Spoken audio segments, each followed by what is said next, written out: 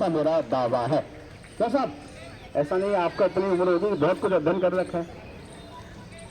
और मैं यही बताऊंगा कि आसन की टेक्निक, फिर एक आसन कराऊंगा आपको भी, है ना। टेक्निक के साथ टेक्निक क्या गड़बड़ हो जाती है। तो अभी हम बात कर रहे थे कि बीमारी जो पेट में आती है, पहला जो कारण है मेटाबॉलिज्म का डिसऑर्डर हो जाना। क्या हो जाना? चयापचय एक प्रक्रिया है बॉडी की, वो ठीक से काम नहीं करती तो हमारे शरीर में बीमारियों का कारण, जिसमें पेट रोग भी कारण बनते हैं। समझ रहे हैं आप लोग?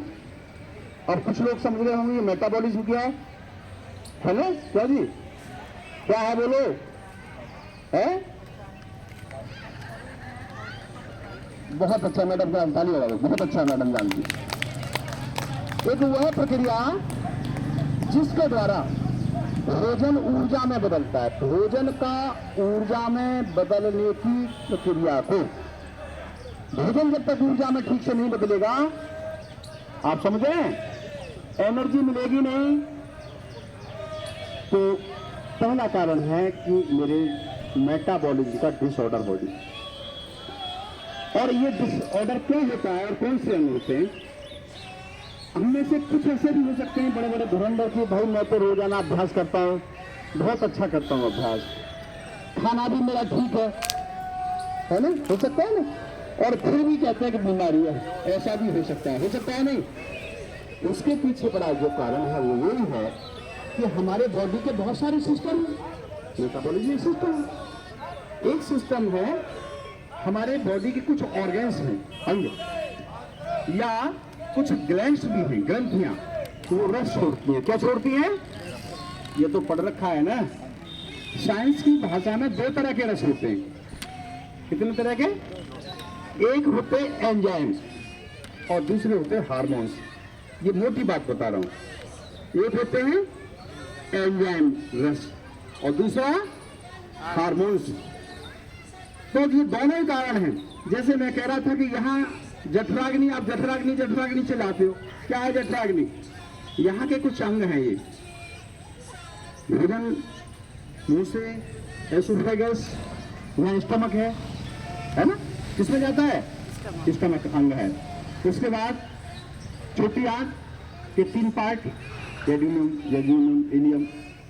उसके बाद लीवर, पैंक्रियाज, पित्ताशय। जो आप मेरी बात सुनो, ये जितने भी अंग हैं, ये भोजन को पचाने के लिए एंजाइम छोड़ते हैं। क्या छोड़ते हैं?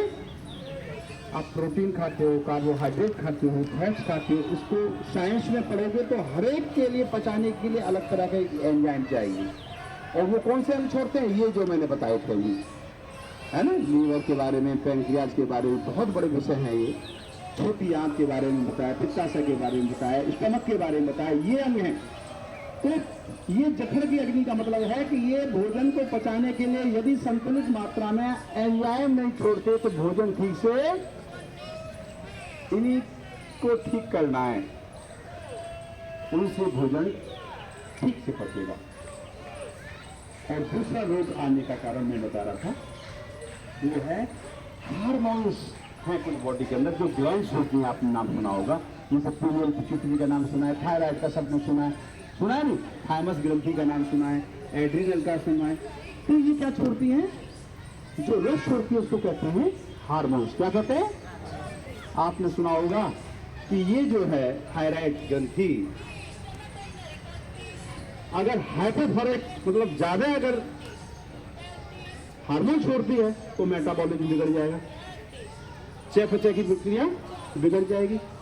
तो कारण क्या है कि ये जो मेरे हार्मोन्स जो हैं, ये भी संतुलित मात्रा में हार्मोन्स का स्राव इनको करना चाहिए। और ये बिगड़ते कैसे हैं? ये देखो, ये बिगड़ने कैसे? 2 तरह से बिगड़ते हैं। नियमित अभ्यास न करना और दूसरा सोच विचार को ठीक न करना। किसको? टेंशन। कोई विचार आ गया, बिस्तर में पड़े, करवट ले रहे हैं, नींद नहीं आ रही, एक छोटा सा विचार बड़ा हाल कर जाता है नहीं सब। तो देखो, मैं फिर कह रहा था कि वाकई योग को हम समझे नहीं, आसन, प्राणायाम, ध्यान की क्रियाएं करेंगे तो वो सोच आपकी आ जाएगी, है ना। तो ये पेट के रोग ठीक करने, तो इसको ठीक करना है। आज जितने भी आसन कराए गए तो इसको ठीक कराने के लिए थे।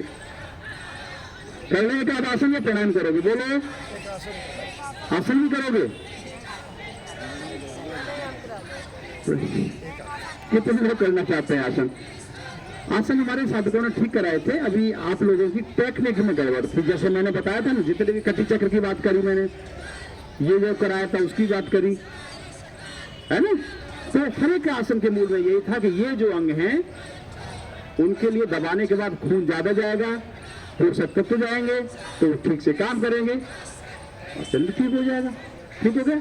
तो चलिए हम थोड़ा सा कुछ कर भी लेते हैं। हालांकि मैं जो है अलग ही तरह से आसन, मेरी थ्योरी अलग है आसन के बारे में। क्या है, आपको मैं 3 आसन कराता केवल, और एक आसन को 5 बार कराता। कितनी बार? आज आप फील करके जाते कि कुछ लेके जा रहे हैं। ये मैं कह रहा हूं जो मैं करता हूं, आप समझ गए?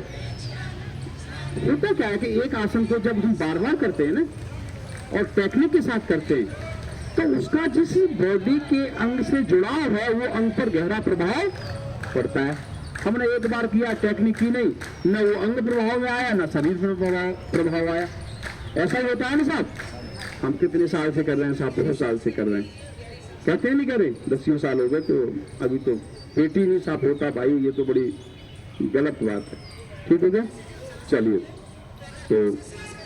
तो प्राणायाम कर लेते हैं। और आप सारे मर्मज्ञ हैं और प्राणायाम के बारे में तो खैर मेरी बहुत रुचि का विषय प्राणायाम, और जब मैं कराता हूँ तो अलग से उसकी बड़ी व्याख्या तो बहुत लंबी चौड़ी है। तो आज एक ऐसे अद्भुत प्राणायाम का प्रयास करेंगे जिसके बारे में आप बहुत कुछ जानते हैं, बहुत कुछ। उसमें 1-2 बात मैं और जोड़ दूंगा। इस प्राणायाम के करने से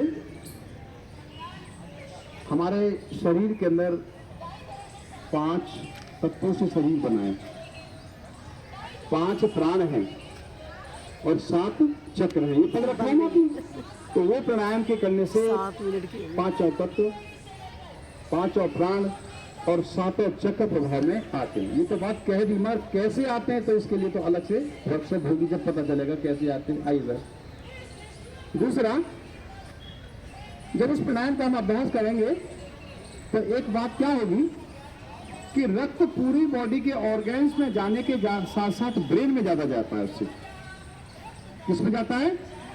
उस प्राणायाम के करने से जब ब्रेन में जितना ज्यादा ऑक्सीजन युक्त रक्त जाएगा तो ब्रेन के जितने भी अवयव हैं, हाइपोथैलेमस है, पीनियल ग्रंथि है, पिट्यूटरी ग्रंथि है,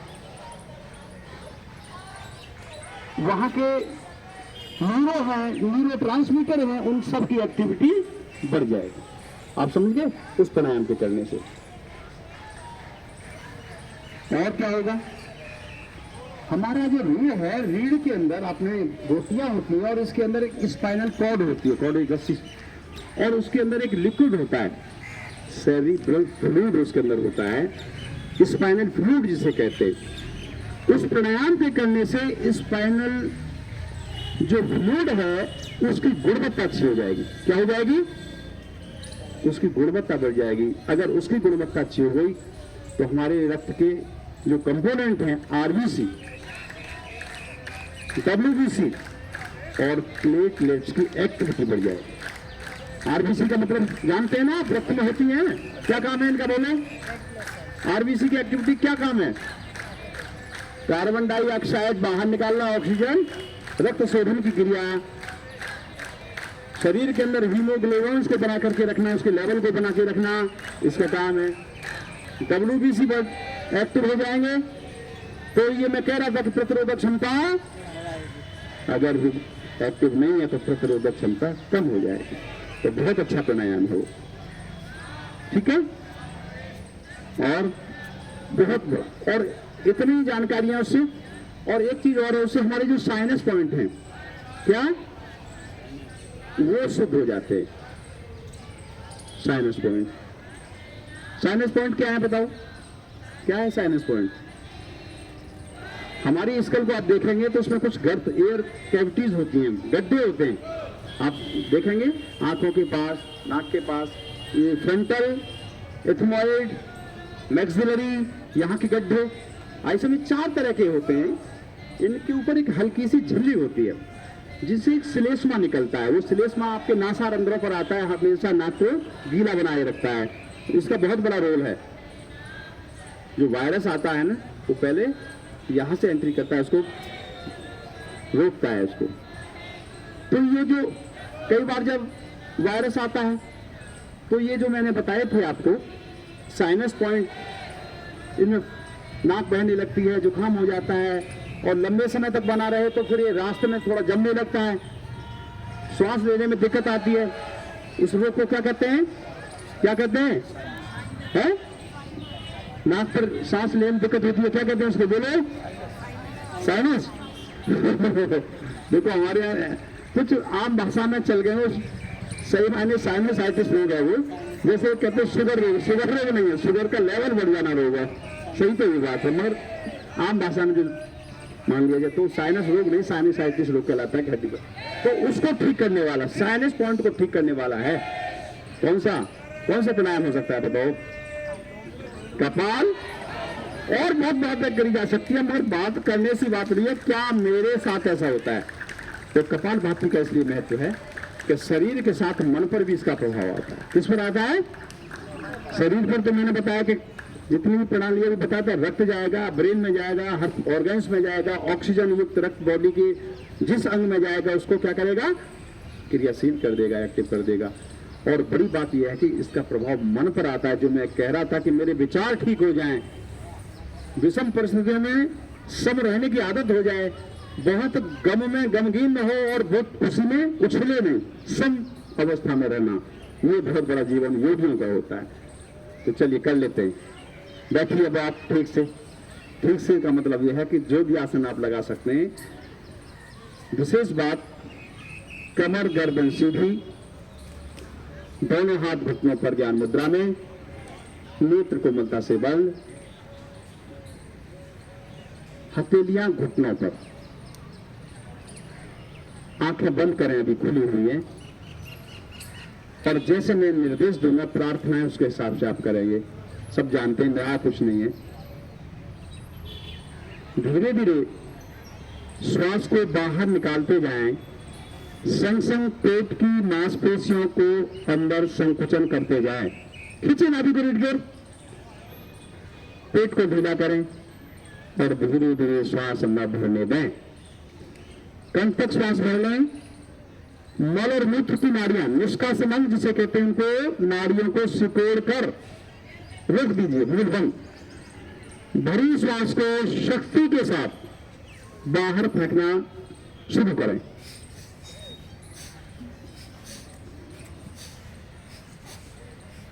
सभी जब क्रिया करें तो अपने शरीर की स्थिति को देखें।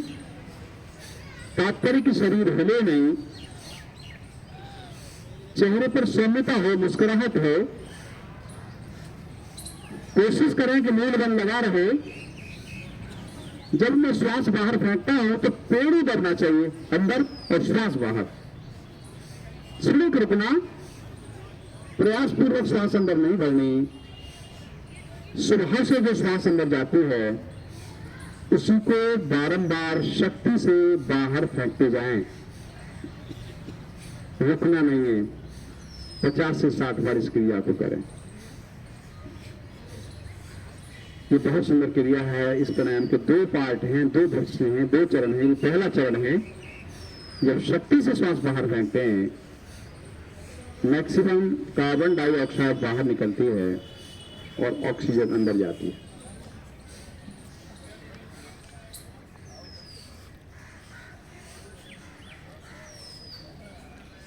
क्रिया श्वास की है, इसलिए पेड़ों का दबना और श्वास का शक्ति के साथ बाहर निकलना बराबर ये करते रहें।